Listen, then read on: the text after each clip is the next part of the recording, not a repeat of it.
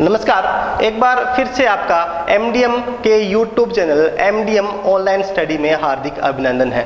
अपना जो टॉपिक चल रहा था वो चल रहा था कार्बोहाइड्रेट, और कार्बोहाइड्रेट में जो अपना टॉपिक चल रहा था वो चल रहा था इसका नंबर 2 टाइप डाइसैकेराइड। डाइसैकेराइड के बारे में अपनी बात कर रहे थे और डाइसैकेराइड के जो एग्जाम्पल थे उन एग्जाम्पल के बारे में अपनी बात कर रहे थे। पहला जो इसका एग्जाम्पल था माल्टोज, उसके बारे में अपने पिछली क्लास में बात कर ली है। अगर आपने पिछली क्लासें नहीं देखी हैं तो पहले उनको देखिएगा कि कार्बोहाइड्रेट क्या होता है, कौन कौन से टाइप हैं, मोनोसैकेराइड क्या होता है, और फिर यहाँ से स्टार्ट कीजिएगा जो डाइसैकेराइड अपना चल रहा है। तो इसका नंबर 2 जो इसका एग्जाम्पल है वो है सुक्रोज। सुक्रोज की बात करते हैं कि सुक्रोज क्या होता है। तो इसका जो निर्माण होता है वो ग्लूकोज तथा एक फ्रक्टोज का जो अणु होता है उसका जब संघनन होता है तो उससे होता है। किससे? ग्लूकोज प्लस फ्रक्टोज, इसका जब संघनन संश्लेषण करवाया जाता है तो किसका निर्माण होता है? सुक्रोज का। कल अपने बात की थी कि डाइसैकेराइड की जो अपने कहा था कि इसकी डेफिनेशन क्या होती है, तो अपने कहा था कि जब क्या है कि दो समान या दो अलग अलग मोनोसैकेराइड जब आपस में ग्लाइकोसिडिक बॉन्ड के द्वारा जुड़ जाते हैं तो किसका निर्माण होता है? डाइसैकेराइड का निर्माण होता है। और अपने कहा था कि जो ये प्रोसेस होती है जुड़ने वाली उसको अपने संघनन संश्लेषण भी कहते हैं और डिहाइड्रेशन सिंथेसिस भी कहा जाता है। डिहाइड्रेशन सिंथेसिस क्यों कहा था? क्योंकि अपने कहा था कि जब दो मोनोसैकेराइड जुड़ती है तो उसके साथ में क्या होता है? एक जल का अणु जो होता है वो भी निकलता है, इसलिए इसको क्या बोलते हैं? डिहाइड्रेशन सिंथेसिस इसको कहा जाता है। तो सुक्रोज की अगर बात करते हैं तो कौन कौन सा? एक जो ग्लूकोज का मॉलिक्यूल होता है, एक ग्लूकोज, और इसके साथ में एक जो फ्रक्टोज होता है। जब ये दोनों मिलते हैं कौन सी प्रोसेस के द्वारा? संघनन संश्लेषण के द्वारा मिलते हैं तो किसका निर्माण हो जाता है? जो सुक्रोज होती है उस सुक्रोज का निर्माण हो जाता है। अब क्या है कि सुक्रोज के जो एग्जाम्पल हैं या सुक्रोज किस किस में प्रेजेंट रहता है, तो शुगरकेन की जो शुगर होती है, अगर अपने कहें एग्जाम्पल की शुगरकेन की शुगर, यानी कि जो गन्ना होता है उसकी शुगर में प्रेजेंट रहता है। इसके बारे में बात करते हैं तो पाइनएप्पल जो होता है, पाइनएप्पल के अंदर भी क्या है? अपने को जो सुक्रोज होती है वो मिल जाती है। इसके बाद में जो कैरेट यानी कि गाजर जो होती है, कैरेट या अपने कहते हैं कि जो गाजर होती है उसमें मिल जाता है। और इसके अलावा जो हनी या शहद होता है, शहद के अंदर भी अपने को प्रचुर मात्रा में सुक्रोज जो होती है वो सुक्रोज मिल सकती है। ठीक है, बात समझ में आई? पहला आपने बात की थी कि जो सुक्रोज है तो ग्लूकोज प्लस फ्रक्टोज का जब आपस में जब मिल जाते हैं या संघनन के द्वारा जब मिलते हैं तो सुक्रोज का निर्माण होता है, एक जल का अणु निकलता है। एग्जाम्पल की बात करते हैं तो शुगरकेन की जो शुगर है पाइनएप्पल के अंदर मिल जाता है, कैरेट यानी कि जो गाजर होती है गाजर में मिल जाता है, और जो हनी होता है या जो शहद होता है उसके अंदर मिल जाता है। सेकेंड जो इसका एग्जाम्पल है वो इसका है लैक्टोज। नंबर 2 जो एग्जाम्पल है लैक्टोज की अगर बात करते हैं तो लैक्टोज क्या चीज है? तो लैक्टोज ये इसको अपने क्या बोलते हैं? इसको मिल्क शुगर भी कहा जाता है। इसे मिल्क शुगर भी कहते हैं। अब मिल्क शुगर क्यों कहते हैं? क्योंकि अब क्या है ये किस में प्रेजेंट रहती है? ये जो दूध होता है दूध के अंदर ये प्रेजेंट रहती है। इसका जो निर्माण होता है वो ग्लूकोज और ग्लैक्टोज के सिंथेसिस से होता है। ग्लूकोज प्लस ग्लैक्टोज का जब सिंथेसिस होता है तो किसका निर्माण हो जाता है?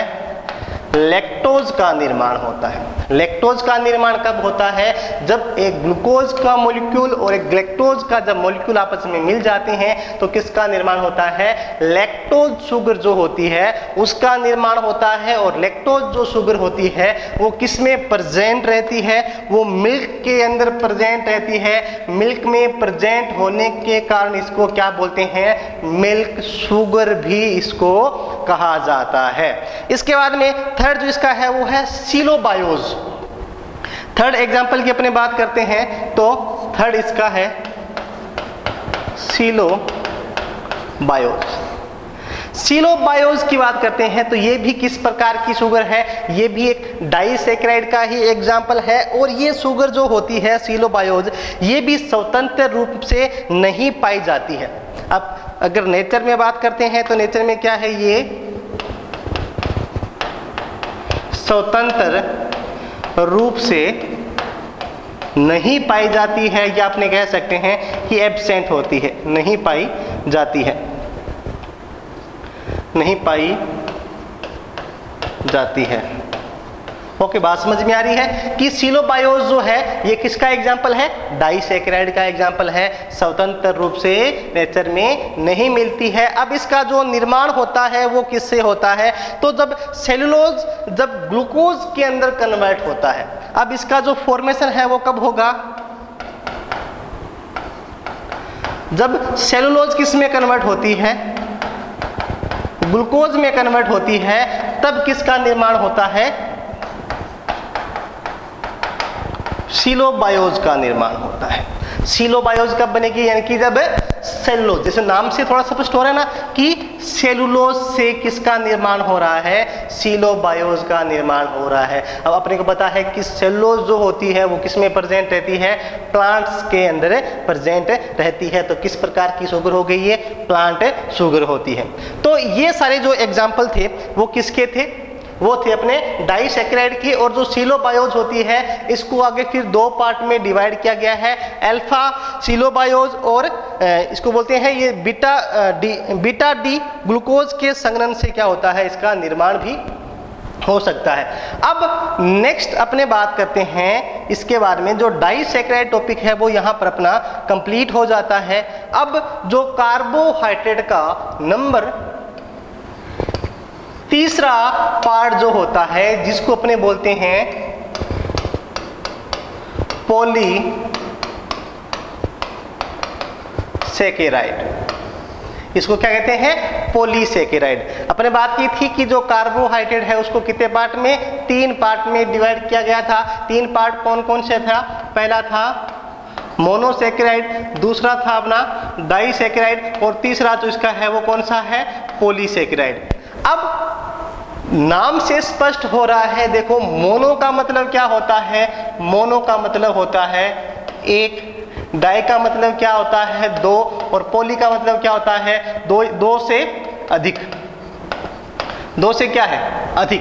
तो अपने क्या बोलेंगे? पॉली कह सकते हैं। तो मोनोसैकेराइड में क्या था कि जिसके अंदर क्या है? एक ही शुगर मॉलिक्यूल प्रेजेंट रहता है या एक ही टाइप की शुगर होती है, उसको अपने क्या बोल देंगे? मोनोसैकेराइड। डाइसैकेराइड क्या था कि जब 2 समान मोनोसैकेराइड या 2 अलग अलग मोनोसैकेराइड जो है आपस में मिलती है तब किसका निर्माण होता है? डाइसैकेराइड का। और पॉली का मतलब क्या है?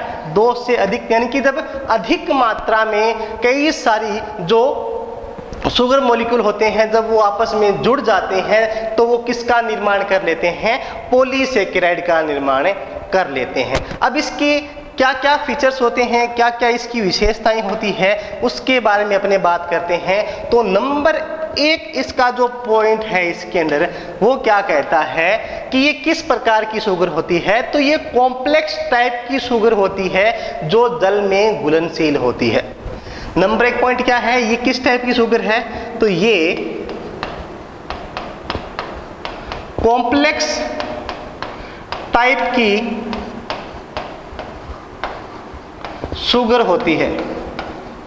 ये कैसी शुगर है? कॉम्प्लेक्स टाइप की शुगर होती है जो कैसी होती है? जल में घुलनशील होती है। ये कॉम्प्लेक्स टाइप की शुगर होती है जो वाटर सोल्यूबल होती है या जल में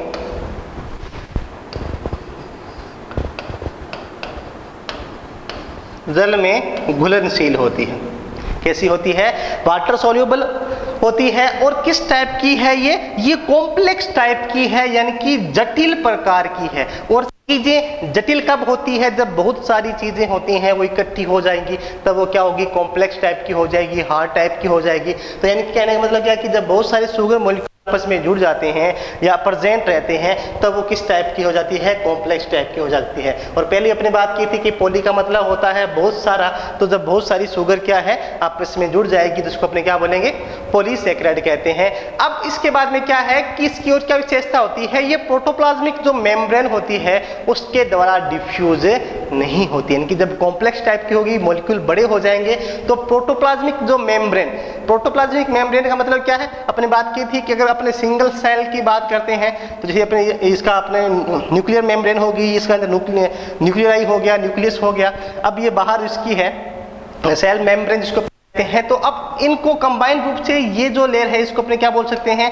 प्रोटोप्लाज्मिक मेम्ब्रेन कह सकते हैं। तो अब ये क्या कहता है कि अब ये जो कॉम्प्लेक्स टाइप की जो शुगर होती है, जैसे मान लीजिए कि ये शुगर मॉलिक्यूल के, ये मान लीजिए कि कोई कॉम्प्लेक्स टाइप की ये शुगर मॉलिक्यूल है, तो ये क्या कहता है कि अब यहाँ पर जो एपरेचर होते हैं, अपने को पता है कि जैसे कोई भी जो सेल होती है, सेल में क्या प्रेजेंट रहते हैं? छोटे छोटे जो एपरेचर होते हैं, वो एपरेचर इसके अंदर प्रेजेंट रहते हैं। तो इन एपरेचर से क्या होगा कि जो पदार्थ होते हैं, जो अपने जो भी भोजन वगैरह लेते हैं या जितने भी आयन वगैरह होते हैं, वो अपने पता है कि सेल मेम्ब्रेन के द्वारा क्या है? पार चले जाते हैं। जब अपने सेल बायोलॉजी की बुक पढ़ेंगे तो वहाँ पर इसके बारे में भी डिस्कस करेंगे। तो अब क्या है कि ये इन चीज़ों को क्या है? पार नहीं कर सकती है। तो इसकी दूसरी विशेषता क्या हो गई कि ये जो प्रोटोप्लाज्मिक मेम्ब्रेन होती है, ये प्लाज्मिक मेम्ब्रेन द्वारा डिफ्यूज नहीं हो सकती है। या सिंपल शब्दों में कहूं तो कह सकते हैं कि जो प्लाज्मा मेम्ब्रेन होती है उसके आर पार ये नहीं गुजर सकती है, कॉम्प्लेक्स होने के कारण। अब क्या है कि ये कई टाइप की जो मोनोसैकेराइड होती है उससे इसका निर्माण होता है। 3 नंबर पॉइंट क्या कहता है कि अगर अपने बात करें कि इसका जो निर्माण होगा वो निर्माण किससे होता है? तो निर्माण किससे होगा कि ये कई टाइप की जो मोनोसैकेराइड होती है, या कई टाइप की अपने कह सकते हैं, यहाँ पर कह सकते हैं कि कई सारी भी कह सकते हैं। तो कई टाइप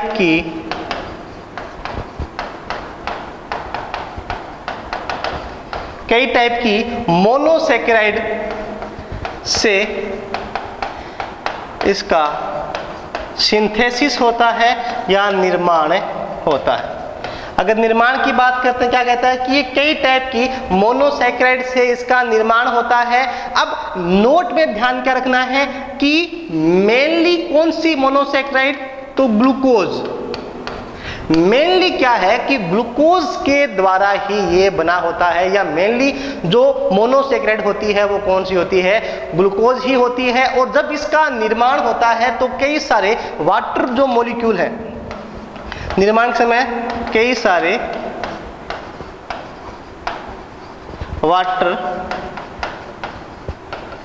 वाटर मॉलिक्यूल का निष्कासन होता है। क्या होगा कि जब इसका निर्माण होगा, आपने कहा था, अगर आपको याद है या जब पीछे वाली क्लास अगर आपने नहीं देखी तो उसको देखिएगा, वहां पे अपने बात की थी कि जब डाइसैकेराइड का निर्माण होता है, यानी कि जब क्या है कि दो मोनोसैकेराइड समान या अलग आपस में जुड़ती है, तो किसका निर्माण होता है? डाइसैकेराइड का निर्माण होता है। और उसके साथ साथ में क्या है कि जल का अणु भी निकलता है। तो जब दो मोनोसैकेराइड जुड़ेगी तब एक जल का अणु अगर यहाँ पे निकल रहा था, तो यहाँ पे तो क्या है कि बहुत सारी मोनोसैकेराइड आपस में जुड़ रही है, तो यहाँ पे क्या होगा कि कई सारे जो वाटर मॉलिक्यूल होते हैं उन वाटर मॉलिक्यूल का क्या होता है? निष्कासन होता है। अब देखिए इसके अंदर नेक्स्ट नंबर 4 पॉइंट सबसे इंपॉर्टेंट, वो क्या कहता है कि अब इसका जो सूत्र होता है वो C6H10O5N होता है। C6H10O5N ये क्या होता है, इसका सूत्र होता है। अगर अपने बात करते हैं कि जो पॉलीसेकेराइड है उनका सूत्र क्या होता है, तो C6H10O5 और N इसका क्या होता है, सूत्र होता है। अब इनको क्या है, इन्हें पॉलीमर ऑफ सिंपल शुगर भी अपने कहते हैं। नोट में अगर अपने लगाकर एक और बात लिखें, उन्हें और क्या कहते हैं, तो इन्हें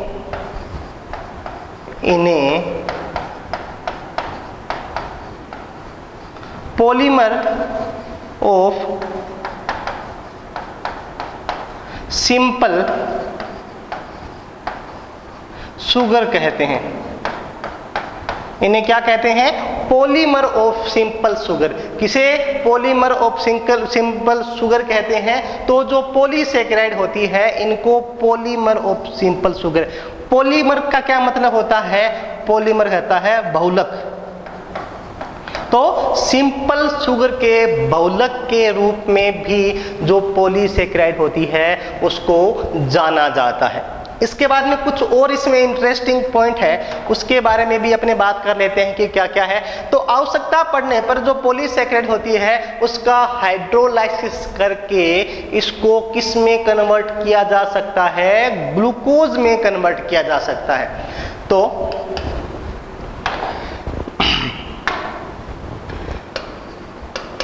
अपने कह सकते हैं कि आवश्यकता पड़ने पर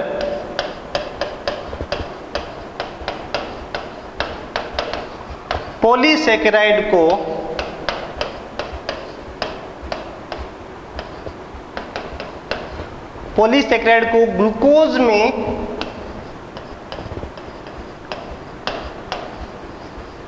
ग्लूकोज में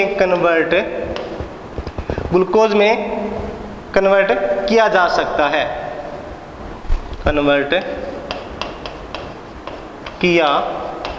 सकता है, आपने जब आपने स्टार्ट किया था चैप्टर डाइजेशन वाला, तब भी अपने बात की थी कि अपने अंदर के जब अपने सारा खाना खाते हैं या 5 6 या 7 जितनी भी आप रोटियां खाते हो, है ना, तो अब उतनी रोटियां जरूर थोड़ी कि जब जैसे ही खाएंगे खाते ही वो पच जाएगी, तो जैसे जैसे उसका पाचन होगा तो उनको क्या है, स्टोर कर लिया जाएगा। और वो स्टोर किस में होती है, तो अपने कह सकते हैं कि पॉलीसेकेराइड के रूप में क्या है, उनको स्टोर कर लिया जाता है। और जैसे जैसे हमारी बॉडी को एनर्जी की आवश्यकता होती है तो इन पॉलीसेकेराइड को क्या कर लिया जाता है, हाइड्रोलाइसिस के द्वारा या जल अपघटन के द्वारा क्या है, इनको ग्लूकोज के अंदर या मोनोसेकेराइड जो होती है मोनोसेकेराइड में तोड़ लिया जाता है। तो इस बात का ध्यान में रखना है कि आवश्यकता पड़ने पर पॉलीसेकेराइड को ग्लूकोज में, और कौन सी विधि द्वारा, हाइड्रोलाइसिस के द्वारा या जल अपघटन के द्वारा इनको तोड़ दिया जाता है। और किस में तोड़ा जाता है, ग्लूकोज के अंदर इनको तोड़ लिया जाता है।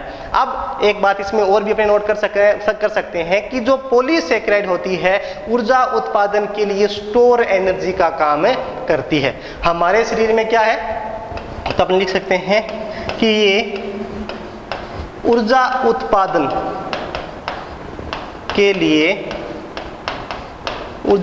के लिए स्टोर एनर्जी का काम करती है। किसका काम,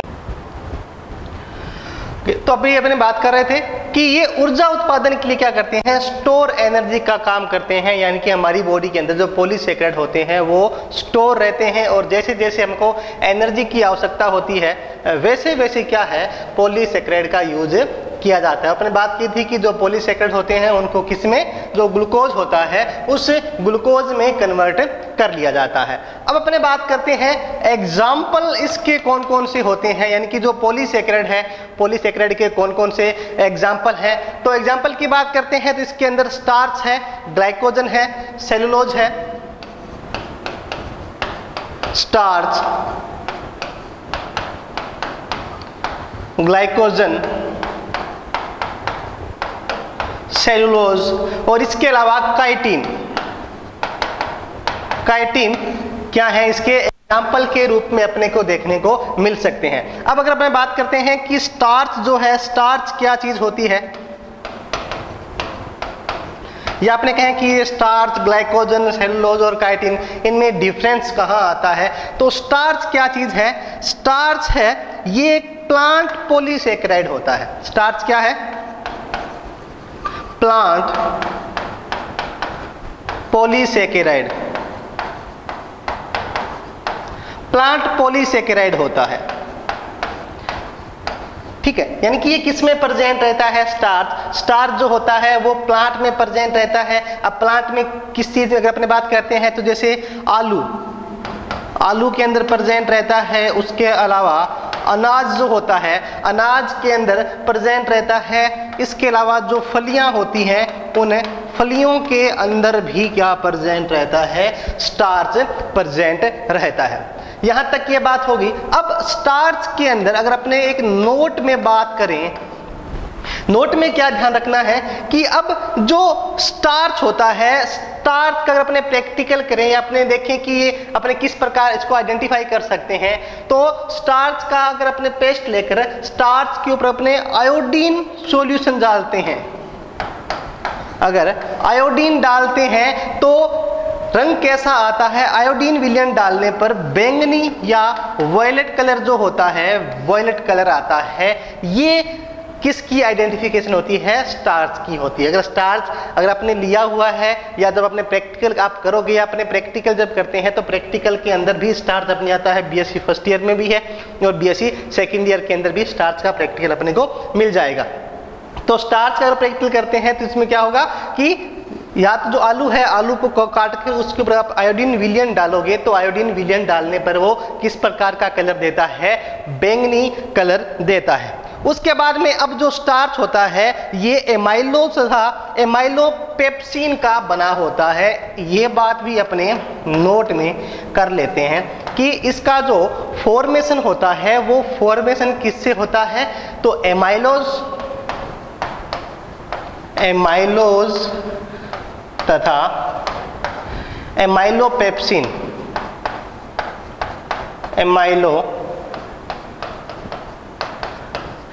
पेप्सिन से किसका निर्माण होता है? एमाइलोज और एमाइलोपेप्सिन से स्टार्च जो होता है उसे स्टार्च का क्या होता है? निर्माण होता है। पहला एग्जाम्पल स्टार्च की अपने बात कर ली। स्टार्च को ध्यान में रखना है तो ये किस प्रकार की पॉलीसेकेराइड है? नंबर एक बात तो ये प्लांट पॉलीसेकेराइड होता है। ओके, उसके बाद में किस में प्रेजेंट रहता है?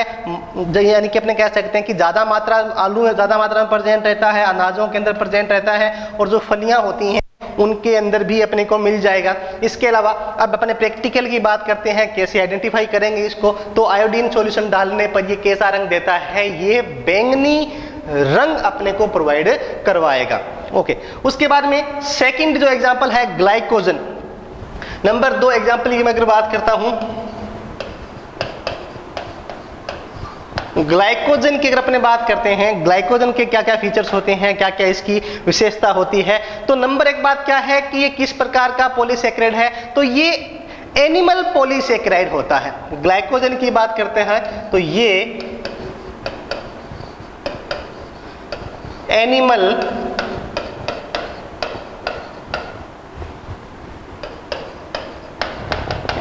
पॉलीसेकेराइड होता है।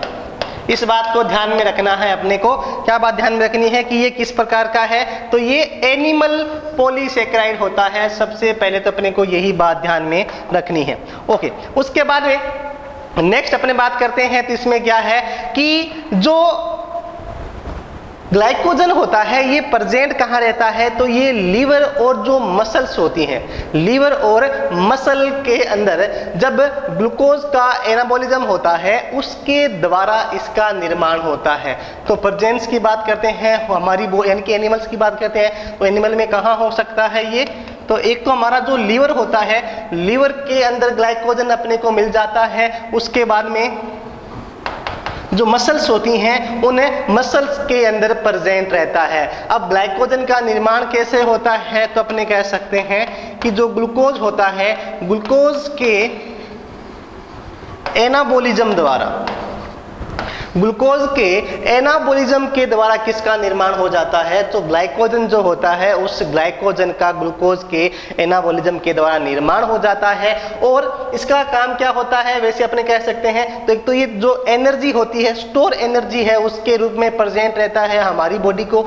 जैसे जैसे अपने काम करेंगे वैसे वैसे उसको एनर्जी की आवश्यकता होगी। जैसे अपने एक बार ही खाना खाते हैं, सारा दिन तो खाना नहीं खाते, जब एक बार खाना खा लेंगे तो उसका क्या होगा, पाचन स्टार्ट हो जाएगा, ग्लूकोज में इसको तोड़ा जाएगा। इनकी सिंपल अपने कह सकते हैं कि कार्बोहाइड्रेट की बात करते हैं तो मोनोसैकेराइड होता है, तो मोनोसैकेराइड में तोड़ लिया जाएगा, फिर ग्लूकोज के रूप में आएगा। और जब ये ग्लूकोज क्या है अधिक मात्रा में बन जाएगी तो इसको क्या किया जाएगा, इसका एनाबॉलिज्म किया जाएगा। और इसको एनाबॉलिज्म के द्वारा किस में कन्वर्ट कर दिया जाएगा, ग्लाइकोजन के अंदर इसको कन्वर्ट कर दिया जाएगा। और यहाँ से लीवर और इसके अलावा हमारी जो मसल्स होती हैं उनके अंदर क्या रहता है, ये स्टोर रहता है। उसके बाद में अब ग्लाइकोजन जो होता है, ग्लाइकोजन की अगर अपने आइडेंटिफिकेशन की बात करते हैं तो जो आयोडीन से क्रिया करवाने पर ये गहरे लाल रंग प्रदान करता है।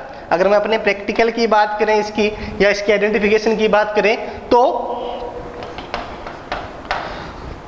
आयोडीन से अपने इसकी क्रिया करवाते हैं, आयोडीन से क्रिया करवाने पर यह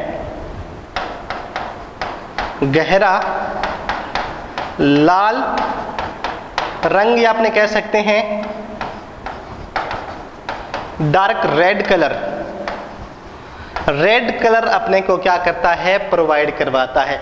स्टार्च की अपने बात की थी तो स्टार्च का सॉल्यूशन जो होता है उस पर आयोडीन सॉल्यूशन अपने डालते हैं, उसके साथ में क्रिया करवाते हैं तो वॉयलेट कलर या बैंगनी रंग अपने को मिलता है। अगर ग्लाइकोजन है तो उससे करवाएंगे, आयोडीन से क्रिया करवाएंगे तो अपने को कैसा कलर दिखाता है, तो रेड, डार्क रेड या गहरा लाल रंग जो होता है वो अपने को दिखता है। ओके, उसके बाद में अगर इसके थर्ड एग्जाम्पल की अपने बात करते हैं तो थर्ड इसका एग्जाम्पल था सेलुलोज। सेलुलोज की बात करते हैं तो ये किस प्रकार की पॉलीसैकेराइड है, तो ये भी प्लांट पॉलीसैकेराइड है, ये भी प्लांट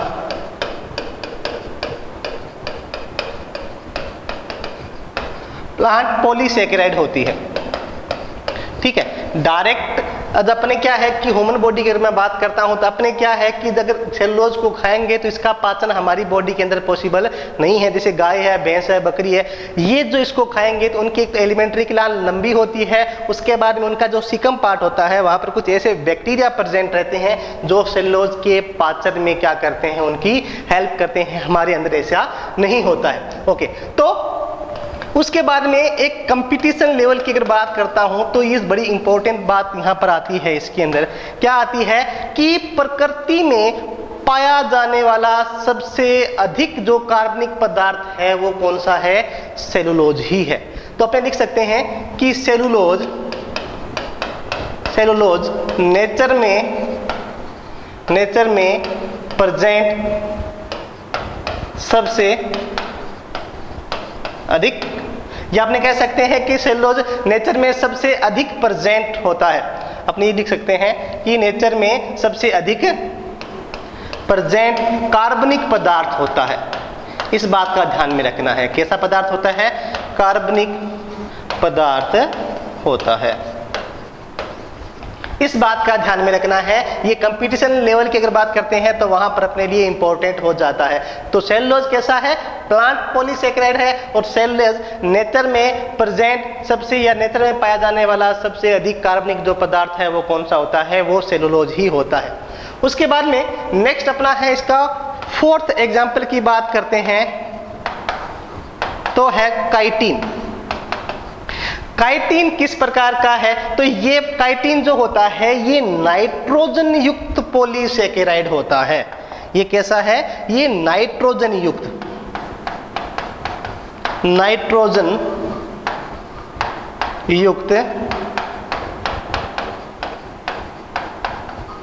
पॉलीसैकेराइड होता है। कैसा है, ये नाइट्रोजन युक्त पॉलीसैकेराइड होता है। अब आपने एक नाम सुना होगा, फाइलम आर्थ्रोपोडा। अगर अपने बीएससी फर्स्ट ईयर की बात करते हैं तो वहां पर अपने एक बुक लगती है नॉन कोर डेटा की, उसमें अपने फाइलम आता है फाइलम आर्थ्रोपोडा। तो फाइलम आर्थ्रोपोडा अगर आपने जैसे अपने बात करते हैं प्रोन की बात करते हैं, अगर आपने प्रोन में देखा होगा तो उसके ऊपर एक लेयर प्रेजेंट रहती है, लचीली या फ्लेक्सिबल सी एक लेयर होती है, थोड़ी सी मजबूत भी होती है। तो वो किस चीज की होती है, उसको अपन क्या बोलते हैं, काइटिन कहते हैं, काइटिन की लेयर प्रेजेंट रहती है। तो ये कहां पर मिलता है, तो अपने इसके अंदर लिख सकते हैं यह phylum, phylum arthropoda, phylum arthropoda के एक्सोस्केलेटन, या आपने कह सकते हैं कि जो बाह्य कंकाल होता है एक्सोस्केलेटन के रूप में, एक्सोस्केलेटन के रूप में प्रेजेंट होता है। ठीक है, काइटिन की अगर मैं बात करूं कि काइटिन क्या चीज है, तो अपने कह सकते हैं कि काइटिन कैसा है, तो ये नाइट्रोजन युक्त पॉलीसेकेराइड है। कैसा है, नाइट्रोजन युक्त पॉलीसेकेराइड। तो यहां पर भी अपने कंपटीशन की बात करते हैं तो आपसे पूछ सकता है कि निम्न में से नाइट्रोजन युक्त पॉलीसेकेराइड कौन सा है, तो आपका आंसर क्या होना चाहिए, काइटिन होना चाहिए। ठीक है, अब हमने बात की थी इससे पहले कि जो सेलुलोज की बात की थी, ग्लाइकोजन की बात की थी और स्टार्च की बात की थी। तो स्टार्च कैसा है, प्लांट पॉलीसेकेराइड है। अपने सेलुलोज की बात करते हैं तो वो कैसा है, प्लांट पॉलीसेकेराइड है। ग्लाइकोजन की बात करते हैं तो वो कैसा है, एनिमल पॉलीसेकेराइड है। और काइटिन की बात करते हैं तो काइटिन नाइट्रोजन युक्त पॉलीसेकेराइड होता है। और फाइलम आर्थ्रोपोडा के अंदर आपको ये आसानी से देखने को मिल भी जाता है। तो ये इसकी विशेषताएं होगी। यहाँ पर अपने बात की थी, एग्जाम्पल की बात की, तो एग्जाम्पल की विशेषताएं होगी। अब अपने बात करते हैं, ओके, अब आगे बढ़ते हैं। तो नेक्स्ट पॉइंट अपना इसके अंदर क्या है, नेक्स्ट ये है कि टाइप ऑफ पॉलीसेकेराइड, टाइप